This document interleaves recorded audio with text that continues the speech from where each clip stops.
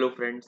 चलिए फिर स्टार्ट करते हैं अपना केस स्टडी नंबर 2, जो कि आईटीटी की होगी नवंबर 24 अटेम्प्ट के लिए, और जो कि हमारी स्टडीज देगी 2 या 3 मिनट के अंदर हमें कंप्लीट करेंगे केस स्टडी नंबर 2। चलिए ठीक है। क्वेश्चन नंबर 2 तो वही हम करेंगे, और पहले क्वेश्चन पढ़ेंगे, फिर हम केस स्टडी जाएंगे डायरेक्ट। तो हमसे पूछा है कि determine the value of taxable supply in respect of sale and purchase of foreign currency. ठीक है। by Kolkata office and Mumbai offices of the company है 32 clause 2A। 32 clause 2A कहता है कि अगर आरबीआई रेफरेंस रेट दे रखा होता है तो आरबीआई रेफरेंस कर लेंगे, आरबीआई रेफरेंस रेट से और माइनस कर देंगे बाइंग रेट से। ठीक है। और नंबर ऑफ यूनिट्स हैं तो वही हमारे वैल्यू सप्लाई बन जाएगी। अगर आरबीआई रेफरेंस रेट नहीं दे रखा होता तो 1% कर लेते हैं। ठीक है। तो वही हम तो इसका आंसर जो मिलेगा आपको, ये देखते हैं केस स्टडी पे सीधे। तो केस स्टडी में हम दे रखा है sale and purchase of foreign currency, जो कि रेफर नोट 3। तो नोट 3 में देखो क्या लिखा हुआ है कि for the following purchase and sale of foreign currency made by the company during the month of the September. Kolkata office has purchased a US dollar 10,000 for MS Money Wise, a forex dealer 74 per dollar on 10 September. The RBI reference rate 73। ठीक है। RBI reference दे रखा है तो difference कर लेंगे बस खाली। और इसमें दे रखा है Mumbai office has sold the 5,000 to MS Money Matters, a forex dealer of 15 September 73.20 पर US dollar. RBI reference rate is not available, तो यहाँ पे 1% करेंगे। तो बस आंसर पे आ जाओ फटाफट से 2.1। तो मैंने लिख रखा है when exchange rate of Indian rupee RBI reference rate are available. Kolkata office में क्या करेंगे, डिफरेंस कर लेंगे। 74 माइनस 73 इंटू 10,000 आंसर आ गया। और मुंबई ऑफिस में आरबीआई रेफरेंस रेट नहीं दे रखा है तो 1% कर देंगे, मल्टीप्लाई बाई 5,000 73.20, तो 3,660। तो यही आंसर आ गया, बी आंसर आ गया इसका। ठीक है। अब आ जाएंगे 2.2 पे। क्या पूछा है कि वैल्यू ऑफ टैक्सेबल सप्लाई पूछा है कि value of taxable supply of Mumbai office in the month of September which taxes payable under revert charge. तो हमें रिवर्ट चार्ज का पूछा है और जो कि मुंबई ऑफिस का पूछा है। तो रिवर्ट चार्ज किस में लगेगा, तो सबसे पहले हम जो सारे ट्रांजेक्शन पढ़ लेते हैं। तो देखो सबसे पहले सेल एंड परचेज, ये क्वेश्चन यहाँ से स्टार्ट हुआ कि एक ये क्या नाम है इस कंपनी का, दिशा एंटरप्राइज प्राइवेट लिमिटेड, मतलब ये बॉडी कॉर्पोरेट है। ठीक है। और इसका एग्रीगेट टर्नओवर दे रखा है of the company during the previous year 80 lakh in West Bengal and 60 lakh in Maharashtra. ठीक है। अब पूछा इसमें इसकी जो सर्विस दे रहा है, एक तो रिकवरी एजेंट की सर्विस दे रहा है और डायरेक्ट सेलिंग एजेंट की सर्विस दे रहा है। ठीक है। अब पहला पॉइंट हमारा ये कंप्लीट तो हो ही गया था, सेल एंड परचेज। ठीक है। सेकंड पॉइंट दे रखा है amount receive from Devidas private limited as sponsor business exhibition organise by Disha enterprise private limited 90,000 70,000। तो यहाँ पे क्या होगा, यहाँ पे आरसीएम लगेगा।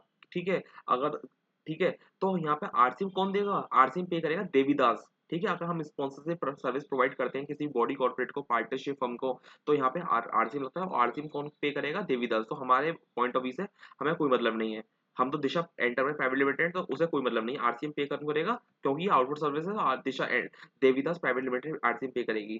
ठीक है। अगला आता है कि हमारा कि एक है कि कमीशन अगर रिसीव करा है DSA from ICDI bank of opening bank credit bank of the product. ठीक है।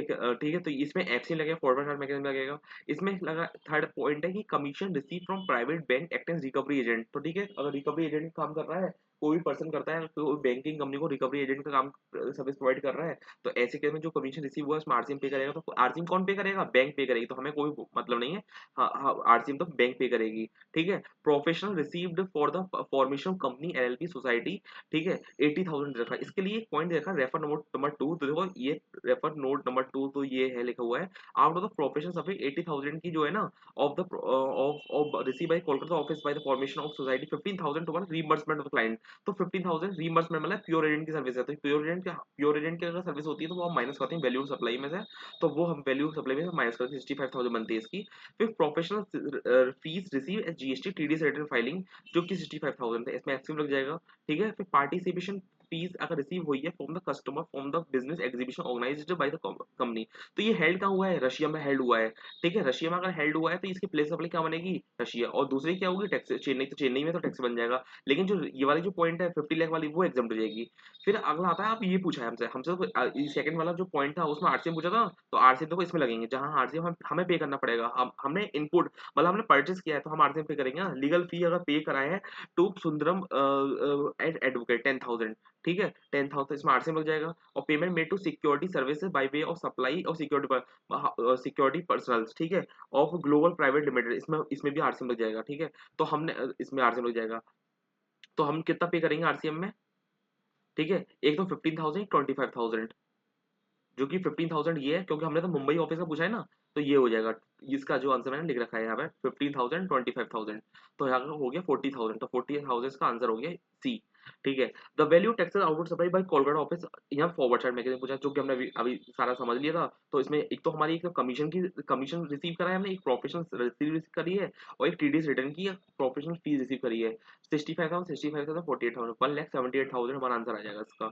और फिर पूछा है कि the maximum amount of pre deposit, ठीक है, Disha enterprise limited was can be asked to deposit of IGST act for the filing of appeals before the appeal authority. तो अपील अथॉरिटी के लिए हम क्या करते हैं, 10 जो भी हमारा जो एग्रीड अमाउंट है वो प्लस जो डिस्प्यूट अमाउंट है उसका 10%, 10% डिस्प्यूट अमाउंट है, और 50 मैक्सिमम पे कर सकते हैं हम 50 करोड़ रुपी। तो हमारा जो डिस्प्यूट अमाउंट है वो दे रखा है हमारा 600 करोड़, ये दे रखा है हमारा 600 करोड़ का। देखो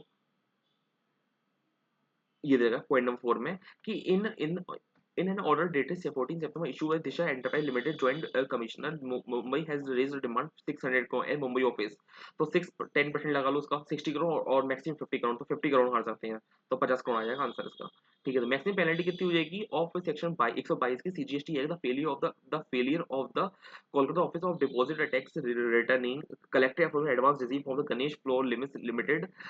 तो इसका हमारा कितना होगा, तो हमारा हमें पता है कि एज पर 21 जो मैंने इसका आंसर ले रखा है, एज पर 122 क्लॉज 1 के हिसाब से सीजीएसटी एक अगर कोई भी टैक्स कलेक्ट करते हैं और जो रिमेन अनपेड है for more than 3 month, penalty जो होती है मैक्सिमम 10,000, और हमारा 100% टैक्स एवेडेड, ठीक है, विच अब हायर होती है।